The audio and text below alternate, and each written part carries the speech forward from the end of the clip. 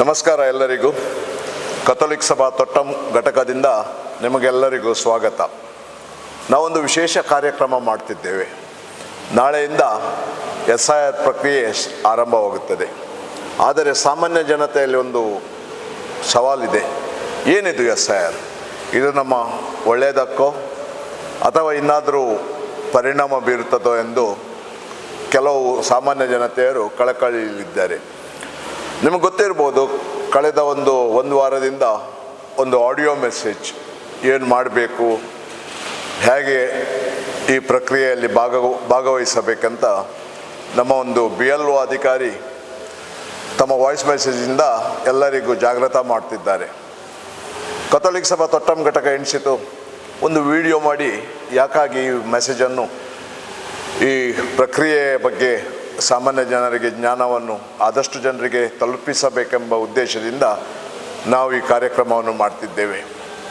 ಇವತ್ತು ನಮ್ಮೊಂದಿಗಿದ್ದಾರೆ ಗಡಿಬಜಲ್ ಶಾಲೆಯಲ್ಲಿ ಅಧ್ಯಾಪಕಿಯಾಗಿ ಕೆಲಸ ಮಾಡಿ BLO ಆಗಿ ತಮ್ಮ ಸೇವೆಯನ್ನು ಸಲ್ಲಿಸಿ ಜನಪರ ಕಾಳಜಿಯನ್ನು ತೋರಿಸುತ್ತಿರುವ ಶ್ರೀಮತಿ ಕಾರ್ಮಿನ್ ಡಿಸೋಜಾ ಇವರು.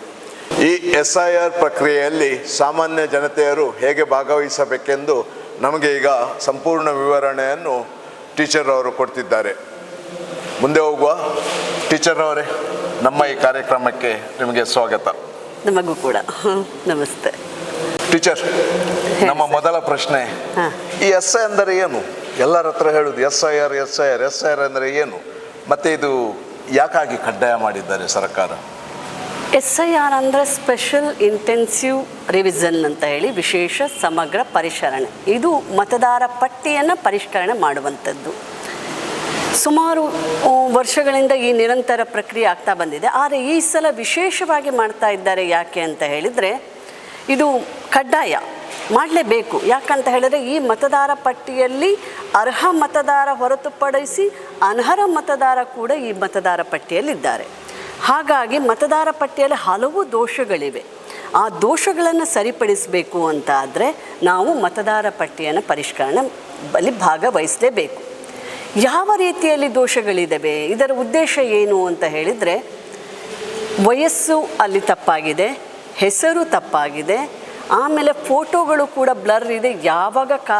ಹಿಂದಿನ ಕಾಲದಲ್ಲಿ ಅವರು ಮೊದಲು ಕೊಟ್ಟಂಥ ಫೋಟೋ ಆಗಿರ್ಬೋದು, ಈಗಿನ ಫೋಟೋಕ್ಕೂ ತಾಳೆ ಆಗ್ತಾ ಇಲ್ಲ. ಅಷ್ಟೇ ಅಲ್ಲದೆ ಹಲವಾರು ತಿದ್ದುಪಡಿ ಆಗಬೇಕಾಗಿದೆ.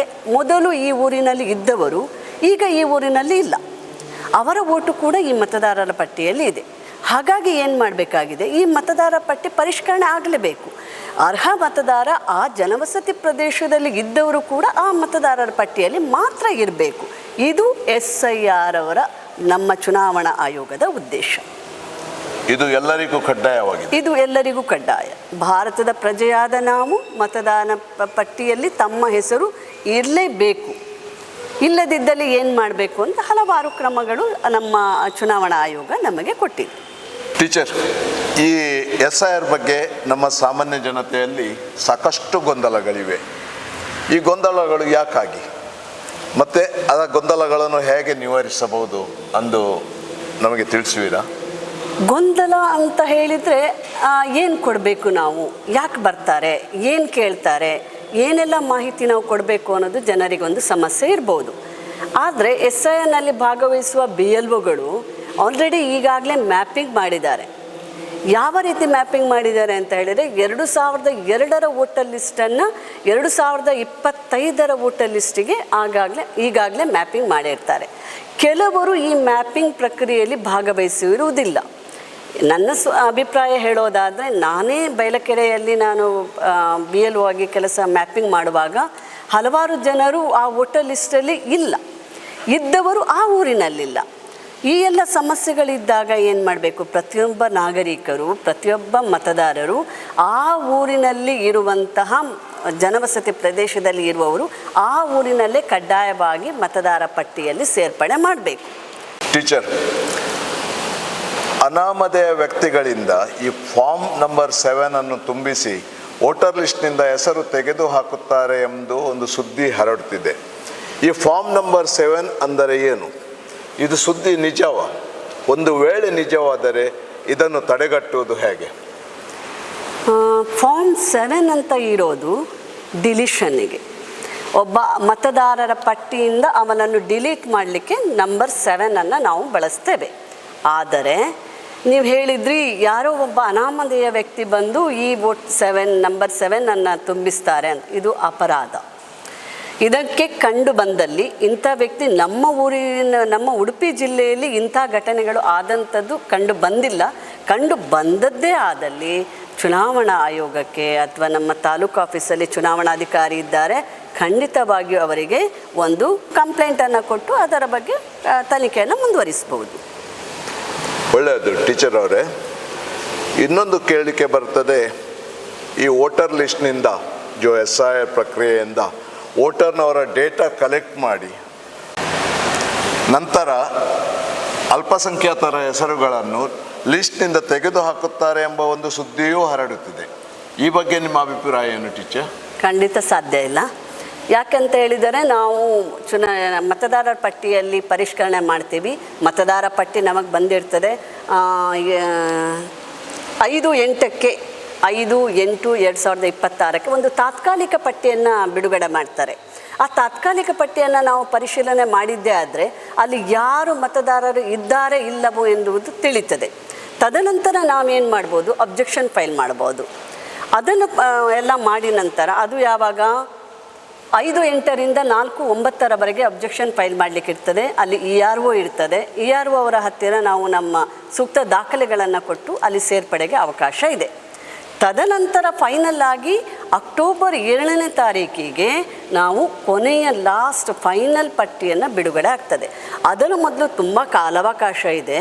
ಅದರಲ್ಲಿ ಸೇರ್ಪಡೆಯಲ್ಲಿ ಬಿಟ್ಟು ಹೋಗಿದ್ದೇ ಆದಲ್ಲಿ ನಾವು ನೇರವಾಗಿ ಚುನಾವಣಾ ಅಧಿಕಾರಿಗಳನ್ನ ಭೇಟಿಯಾಗಿ ಸೇರ್ಪಡೆ ಮಾಡಲಿಕ್ಕೆ ಅವಕಾಶ ಕೊಡಲಾಗಿದೆ. ಒಳ್ಳೆಯ ಉತ್ತರ ಟೀಚರ್. ನಿಮ್ಮ ಈ ಉತ್ತರದಿಂದ ನಮ್ಮ ಸಾಮಾನ್ಯ ಜನತೆಗೆ ಅವರ ಮನಸ್ಸಿನಲ್ಲಿದ್ದ ಸಂದೇಹಗಳು ದೂರವಾಗಿದ್ದೇವೆ ಎಂದು ಭಾವಿಸುತ್ತೇವೆ. ಟೀಚರ್, ನಾವು ಮುಂದಿನ ಸವಾಲಿಗೆ ಹೋಗುವ. ಈ SIR ಪ್ರಕ್ರಿಯೆಯಲ್ಲಿ ಭಾಗವಹಿಸಲು ಯಾರೆಲ್ಲ ಅರ್ಹರಾಗಿದ್ದಾರೆ? 18 ವರ್ಷ ತುಂಬಿದ ಅದಕ್ಕಿಂತ ಮೇಲ್ಪಟ್ಟ ಎಲ್ಲ ವ್ಯಕ್ತಿಗಳು ಈ SIR ಪ್ರಕ್ರಿಯೆಯಲ್ಲಿ ಭಾಗವಹಿಸಲೇಬೇಕು. ಅದಕ್ಕಾಗಿ ಏನು ಮಾಡಿದೆ ನಮ್ಮ ಇಲಾಖೆ, ನಮಗೆ ಈಗಾಗಲೇ 18 ವರ್ಷ ತುಂಬಿದವರಿಗೆ ನಮೂನೆ ಫಾರಮ್ 6 ಕೊಟ್ಟು ಕಳಿಸಿದ್ದಾರೆ. ಹಾಗೆ ಮತದಾರ ಪಟ್ಟಿಯಲ್ಲಿ ಭಾಗವಹಿಸಲಿಕ್ಕೆ ಹೊರ ರಾಜ್ಯದಿಂದ ಬಂದವರಿದ್ದಾರೆ, ಬೇರೆ ಊರಿನವರು ಜನವಸತಿ ಪ್ರದೇಶಕ್ಕೆ ಸೇರಿದವರಿದ್ದಾರೆ, ಅವರ ವೋಟು ಮತದಾರರ ಪಟ್ಟಿಯಲ್ಲಿ ಇಲ್ಲ. ಅವರು ಏನು ಮಾಡಲಿಕ್ಕೆ, ಸೇರ್ಪಡೆಯಾಗಲಿಕ್ಕೆ ನಮೂನೆ 8 ಕೂಡ ನಮಗೆ ಕೊಟ್ಟಿರ್ತಾರೆ. ನಮೂನೆ 8, ನಮೂನೆ 6 ಕೂಡ ನಾವು ಇದೇ ಸಮಯದಲ್ಲಿ ಅವರನ್ನು ಭರ್ತಿ ಮಾಡಿ ಹೊಸ 18 ವರ್ಷ ತುಂಬಿದವರಿಗೆ ಸೇರ್ಪಡೆ, ಹೊರ ರಾಜ್ಯದಿಂದ ಬಂದವರು ಅಥವಾ ಬೇರೆ ಜನವಸತಿ ಪ್ರದೇಶದಿಂದ ಬಂದು ಇಲ್ಲಿ ನೆಲೆಸಿರುವವರು, ಅವರು ಬೇರೆ ಮತದಾನ ಪಟ್ಟಿಯಲ್ಲಿ ಇಲ್ಲದೇ ಇರೋರು ಈಗ ಸೇರಲಿಕ್ಕೆ ಅವಕಾಶ ಇದೆ. ಚುನಾವಣಾ ಆಯೋಗ ಉತ್ತಮವಾದ ಅವಕಾಶಗಳನ್ನು ಈ SIR ಪ್ರಕ್ರಿಯೆಯಲ್ಲಿ ಮಾಡಿದೆ. ಅದನ್ನು ನಾವು ಸಂತೋಷವಾಗಿ ಹೇಳಲಿಕ್ಕೆ ಖುಷಿ ಪಡ್ತೇನೆ. ನನ್ನ ಕಾಣ್ತೆ ಟೀಚರ್, ಸಾಮಾನ್ಯ ಜನರಲ್ಲಿ ಏನು ಗೊಂದಲಗಳಿವೆ ಅದಕ್ಕೆ ನೀವು ತಕ್ಕ ಉತ್ತರ ಕೊಟ್ಟಿದ್ದೇವೆ. ಇನ್ನೇನು ಗೊಂದಲಗಳು ನಮ್ಮ ಸಾಮಾನ್ಯ ಜನತೆಯಲ್ಲಿ ಇರಲಿಕ್ಕಿಲ್ಲ. ನಾವೀಗ ಮುಂದೆ ಹೋಗುವ ಟೀಚರ್. ಈಗ ಈ SIR ಪ್ರಕ್ರಿಯೆಯಲ್ಲಿ ಜನರು ಹೇಗೆ ಭಾಗವಹಿಸಬೇಕು, ಏನೆಲ್ಲ ಮೆಟ್ಟಲ್ಗಳನ್ನು ಅನುಸರಿಸಬೇಕು, ನೀವು ಯಾವ ಥರದಲ್ಲಿ ಜನರಿಗೆ ಸಹಾಯ ಮಾಡುತ್ತೀರಿ, ದಯವಿಟ್ಟು ನಿಮ್ಮ ಮಾಹಿತಿಯನ್ನು ನಮ್ಮ ಜನರಿಗೆ ಕೊಡಿ. ಈಗ ಎಲ್ಲ BLOಗಳು ಜೂನ್ 30ರಿಂದ ಮನೆ ಮನೆಗೆ ಭೇಟಿ ಕೊಡ್ತಾರೆ. ಮನೆ ಭೇಟಿ ಕೊಟ್ಟು ಒಂದು ಗಣತಿ ನಮೂನೆಯನ್ನು ಮನೆ ಕೊಡ್ತಾರೆ. ಆ ಮನೆ ಗಣತಿ ಕೊಟ್ಟ ನಂತರ ಅವರೇನು ಮಾಡಬೇಕು, ಈ ನಮೂನೆಯನ್ನು ತುಂಬಬೇಕು. ಇಲ್ಲಿ ಒಂದು ನಮೂನೆಯನ್ನು ನಾನು ತೋರಿಸ್ತೇನೆ.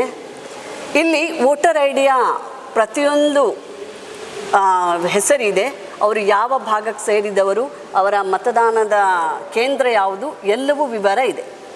ಇಲ್ಲಿ ಏನು ಮಾಡಬೇಕು, 2 ಕಾಲಮ್ಗಳನ್ನು ಕೊಟ್ಟಿರ್ತಾರೆ. ಇದು ತುಂಬಿಸಲಿಕ್ಕೆ ಕೆಲವರಿಗೆ ಕಷ್ಟ ಆಗ್ತದೆ. ಅದಕ್ಕೆ ನಾನು ಸ್ವಲ್ಪ ವಿವರವಾಗಿ ಹೇಳ್ತೇನೆ.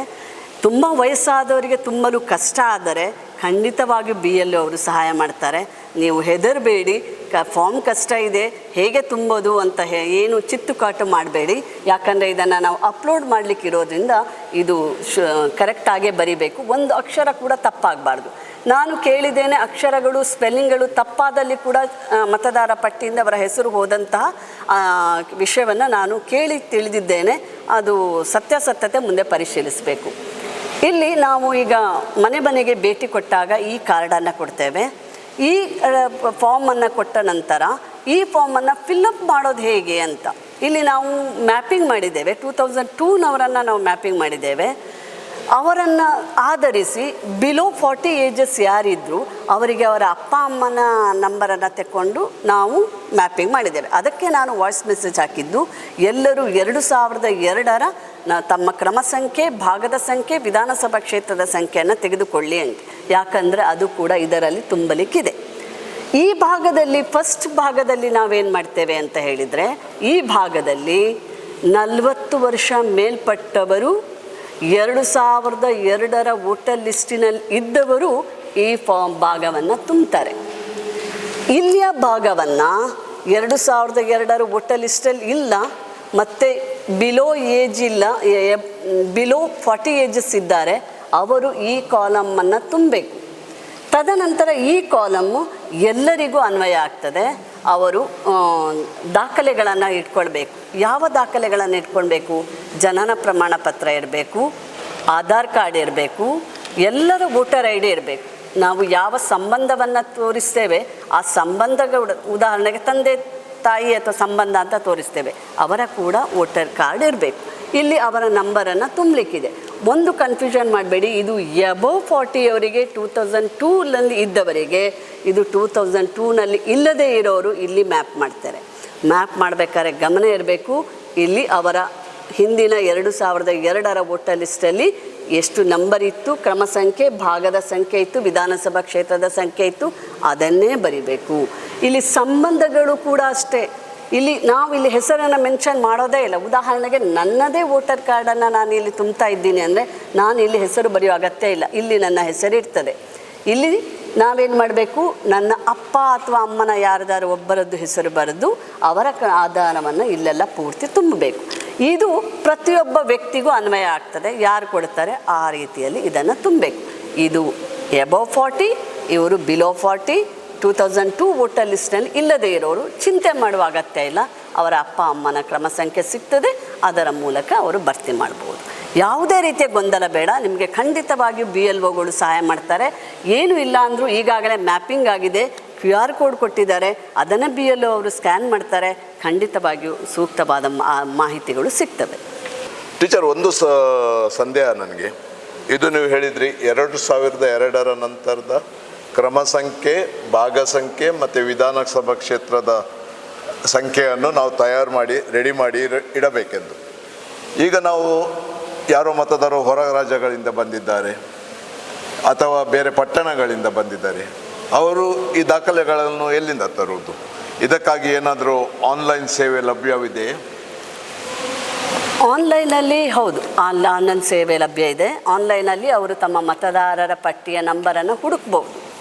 ಅದು ಸಿಕ್ಕಿಲ್ಲ, ಹುಡುಕ್ಲಿಕ್ಕೆ ಆಗಿಲ್ಲ ಅಂತ ಹೇಳಿದರೆ ನಾವು ನಂಬರ್ 8 ಕೊಡ್ತೇವೆ. ಅವರು ಹೊರ ರಾಜ್ಯದಿಂದ ಬಂದವರು, ಮತದಾರರ ಪಟ್ಟಿಯಲ್ಲಿ ಇಲ್ಲದೇ ಇರುವವರು, ಅವರು ಆ ಫಾರಮನ್ನು ಭರ್ತಿ ಮಾಡ್ತಾರೆ. ಅದಕ್ಕೆ ಸೂಕ್ತ ದಾಖಲೆಗಳನ್ನು ಅವ್ರು ಕೊಡಬೇಕು. ಸೂಕ್ತ ದಾಖಲೆಗಳನ್ನು ಕೊಟ್ಟು, ನಾವು ಕೇಳಿದ ದಾಖಲೆಗಳನ್ನು ಕೊಟ್ಟು ಅವರು ಈ ಪ್ರಕ್ರಿಯೆಗೆ ಭಾಗವಹಿಸಿ SIRನಲ್ಲಿ ಮತದಾರ ಪರಿಷ್ಕರಣೆಯಲ್ಲಿ ಭಾಗವಹಿಸ್ತಾರೆ. SIRಲ್ಲಿ ಎಲ್ಲ ಪ್ರಶ್ನೆಗಳಿಗೆ ಉತ್ತರ ಸಿಗುತ್ತೆ. ಇದನ್ನೆಲ್ಲ ತಯಾರು ಮಾಡಿಯೇ SIR ಪ್ರಕ್ರಿಯೆಯನ್ನು ಆರಂಭ ಮಾಡಿದ್ದಾರೆ. ಇನ್ನೊಂದು ಪ್ರಶ್ನೆ ನನ್ನಲ್ಲಿ ಬರ್ತಿದೆ ಟೀಚರ್. ನಮ್ಮ ಸಾಕಷ್ಟು ಜನರು ವಿದೇಶಗಳಲ್ಲಿ ಕೆಲಸ ಮಾಡ್ತಿದ್ದಾರೆ. ಅವರೀಗ SIR ಪ್ರಕ್ರಿಯೆಯಲ್ಲಿ ಅವರಿಗೆ ಭಾಗವಹಿಸಲು ಆಗುವುದಿಲ್ಲ. ಇಂಥ ಸಂದರ್ಭದಲ್ಲಿ ಅವರನ್ನು ಹೇಗೆ ನೋಂದಾವಣಿ ಮಾಡಿಕೊಳ್ಳಬೇಕು? ಅವರ ಕುಟುಂಬದವರು ಇದೇ ಊರಿನಲ್ಲಿದ್ದರೆ, ಅವರ ಮನೆ ಇಲ್ಲೇ ಇದ್ದು ಆ ಜನವಸತಿ ಪ್ರದೇಶದಲ್ಲಿ ಮನೆ ಇದ್ದರೆ, ಅವರ ಫ್ಯಾಮಿಲಿ ಮೆಂಬರ್ಸ್ ಇದ್ದರೆ ಅವರು ಅವರ ದಾಖಲೆಯನ್ನು ಭರ್ತಿ ಮಾಡಿ ಕೊಡ್ಬೋದು. ಇಲ್ಲ, ಅವರು ಯಾರೂ ಇಲ್ಲಿಲ್ಲ, ಎಲ್ಲರೂ ವಿದೇಶದಲ್ಲಿದ್ದಾರೆ, ಅವರ ಯಾರೂ ಮನೆಯಲ್ಲಿ ಇಲ್ಲ ಅಂದವರು ಆನ್ಲೈನಲ್ಲಿ ಒಂದು ಲಿಂಕನ್ನು ಬಿಡ್ತಾರೆ. ತಾವು ಅದರಲ್ಲಿ ಭರ್ತಿ ಮಾಡಬೇಕು, ಇದೇ ಫಾರ್ಮನ್ನು ಭರ್ತಿ ಮಾಡಬೇಕು. ಅದರ ಉಸ್ತುವಾರಿಯನ್ನು BLOಗಳು ಅವರ ಮ್ಯಾಪ್ನಲ್ಲಿ ಪರಿಗಣಿಸ್ತಾರೆ, ನೋಡ್ತಾ ಇರ್ತಾರೆ. ಅವರು ಆ್ಯಪಲ್ಲಿ ಬಂದಿದ್ದಾರಾ, ಇಲ್ಲವಾ, ಈ ವೋಟರ್ ಲಿಸ್ಟ್ ಎಲ್ಲಿದೆ, ಅದರ ವಿಶೇಷವನ್ನು ನಮ್ಮ BLOಗಳು ಖಂಡಿತವಾಗಿ ನೋಡ್ತಾ ಇರ್ತಾರೆ. ಇನ್ನೊಂದು ಪ್ರಶ್ನೆ ನನ್ನಲ್ಲಿ ಮೂಡುತ್ತಿದೆ ಟೀಚರ್. ಇದು ವಿಶೇಷವಾಗಿ ನಮ್ಮ ಹಿರಿಯರು, ಅಂದರೆ ಒಂದು 50ರ ಮೇಲಿನವರು, ಇವರಿಗೆ ಏನಾದರೂ ದಾಖಲೆಗಳನ್ನು ಕೊಡಲಿಕ್ಕೆ, ಅಂದರೆ ವೋಟರ್ ಐ ಡಿ ಇಲ್ಲವ ನಮ್ಮ ಆಧಾರ್ ಕಾರ್ಡ್, ಏನೇ ದಾಖಲೆಗಳನ್ನು ಕೊಡೋದು ಸ್ವಲ್ಪ ಮುಜುಗರ.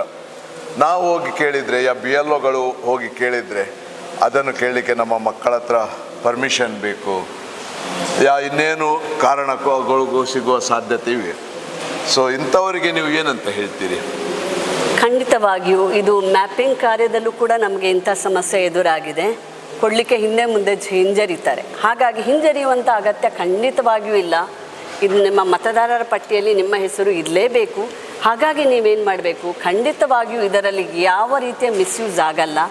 ಬಿ ಎಲ್ ಒಗಳು ಬಂದಾಗ ಸರಿಯಾದ ಮಾಹಿತಿಯನ್ನು ನಿಜವಾಗ್ಲೂ ಕೊಡಿ. ನೀವು ಕೊಟ್ಟು ಈ SIR ಪ್ರಕ್ರಿಯೆಯಲ್ಲಿ ಉತ್ತಮವಾಗಿ ಭಾಗವಹಿಸಿ SIR ಕಾರ್ಯ ಉತ್ತಮವಾಗಲಿ, ಎಲ್ಲವೂ 100% ಇದನ್ನು ಸಾಧನೆ ಮಾಡಲಿ. SIR ಪ್ರಕ್ರಿಯೆಗೆ ನಿಮ್ಮೆಲ್ಲ ಸಹಕಾರ ಇರಲಿ. ಹಿರಿಯರು ಖಂಡಿತ, ಹಿರಿಯ ನಾಗರಿಕರು ಹೆದರುವಂಥ ಅಗತ್ಯ ಇಲ್ಲ.